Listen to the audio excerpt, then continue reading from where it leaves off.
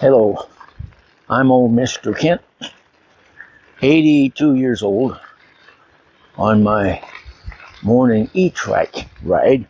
It's Saturday, so things be a little bit different. And also, you'll notice I'm on a dirt road. This is one of the canal roads. And I used to drive on these roads all the time, and I'll get to all that in a story. But for right now, I have to apologize for a video that I made, well, let's see, it would have been about a year ago. And I was saying that you don't need fat tires on an e-trike. And so, the part of the reason I was doing that was because I bought this trike from Electric e-bikes, and it comes without fat tires. And I would be telling people about that, and they would say, I'd rather have a trike with fat tires. And so I'll show you from that video, which I have now removed, where I point out, there's a little couple of clips here where I point out that you don't need fat tires on an e-trike.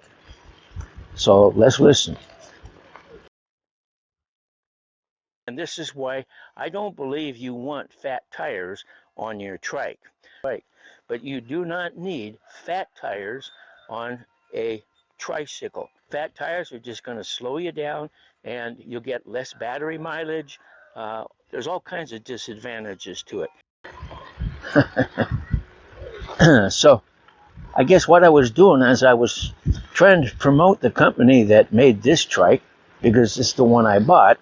And I didn't see any reason to have fat tires on an e-trike. But if we go back and look at my channel over the past couple of years, when I was riding my e-bike, I was riding on all kinds of dirt roads and things like that. And then when I got my e-trike, I continued trying to ride on dirt roads, but if you were to pay close attention, you would notice that slowly I began to find bicycle or trike routes that were on paved roads. And the reason is because with the tires that came on the trike, it was it was very uncomfortable when you hit a rock or a bump or something like that. And so I didn't say anything because I was still trying to promote this trike. But as you can see, now that I've put fat tires on it and put reduced pressure in them, I still feel going over the bumps and stuff, but it's not a thud on my bottom. It's not like somebody's hitting the bottom of the seat. It's just not smooth. I can't say that. I don't know how to explain it.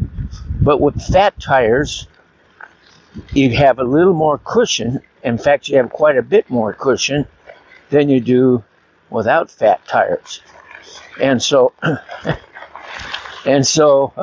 have to apologize for there's some ruts here I got to be careful of. Have to apologize for putting up that video. Was, like I say, I've removed it now because it was all my ideas. It wasn't fact. The fact is, if you have an e-trike, you're better off with fat tires if you're going to go someplace besides just smooth roads. Now, if you're old like me, but not very adventurous, and you have nice paths to ride on in a park and places like that, then you're just fine, because regular tires will work just fine. Oh, by the way, right here, I'm going through a rut that's deep right here, and my front wheel's sitting in the middle of it. I used to try to go around these and take a chance of tipping over into the rut.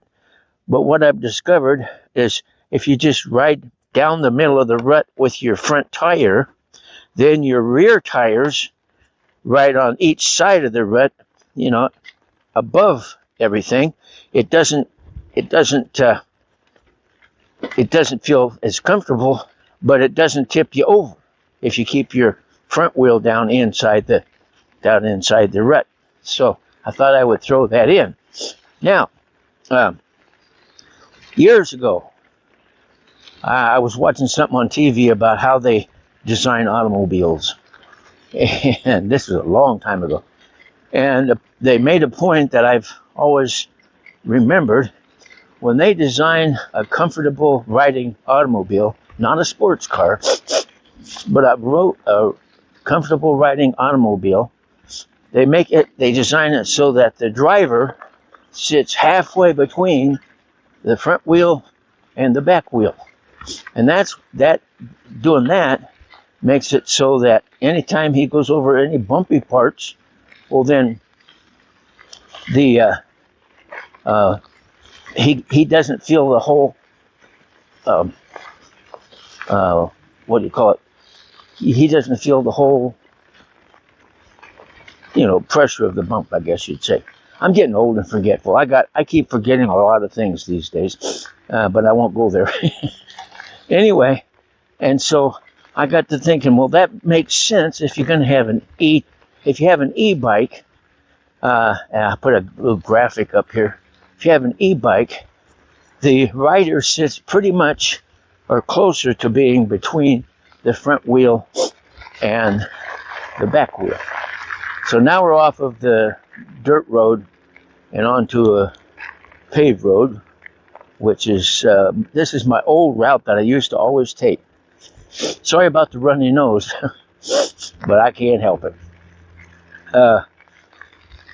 Let me see. Okay, so I found a graphic of an e-trike, and you can see when you look at that, you can see where the rider is just almost sitting above the back wheels, and so all the bumps that come to the back wheels, they get they're transferred up to the behind of the rider, and that's not comfortable for when you go on dirt roads. So an e-trike actually does better if you have fat tires than if you have regular tires, okay?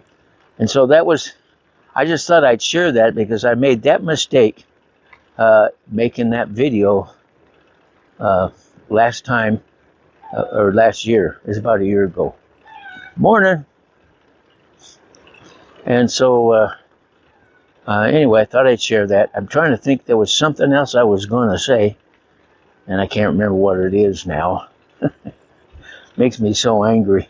Oh, yeah, my son, this is a story, okay? This is just going to make the video longer. If you don't want to hear the story, now's the time to leave. This video, the purpose of this video was to apologize and correct my errors.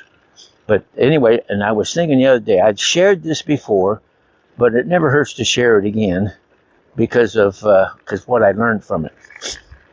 When I was in high school, I dated lots of girls. I mean, I wasn't Mr.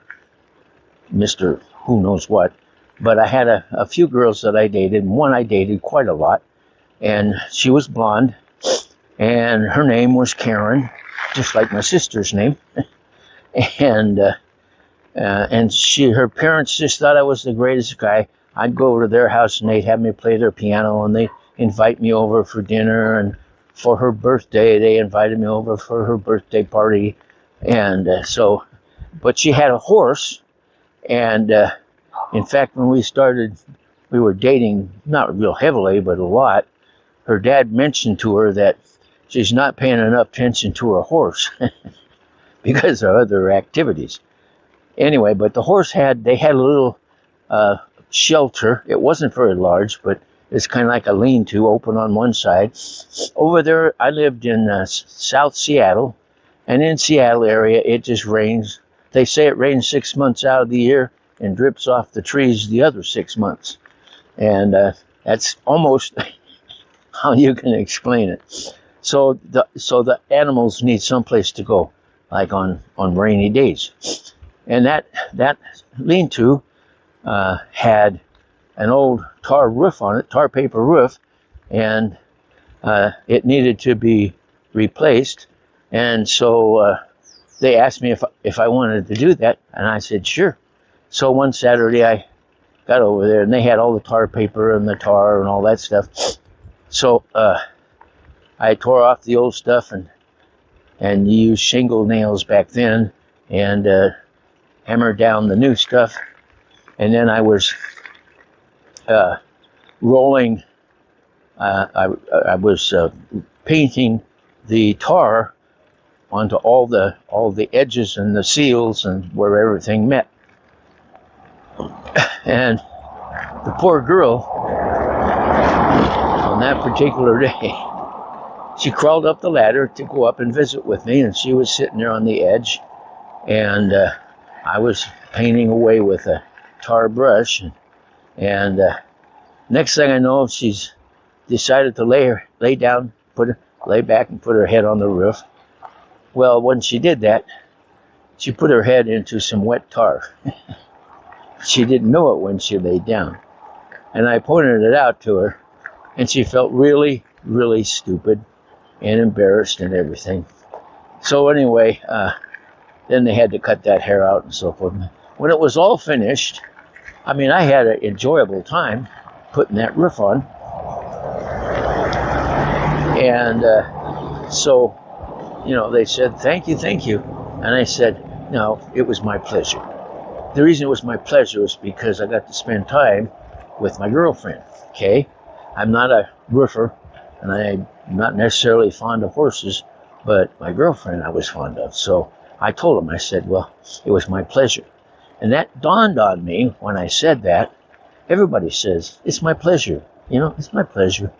And they just say it. But that day, I figured out what it meant. And so when I say to my son, I help him, I just do garbage work and stuff like that. But then he says, thank you. And it really is my pleasure. And so I say, it's my pleasure. It was my pleasure to do that. So anyway, that's long enough video for today. And I hope you had a Merry Christmas. We got New Year's coming up. And I probably I got a couple of New Year's stories. I'll have to put up a New Year's video.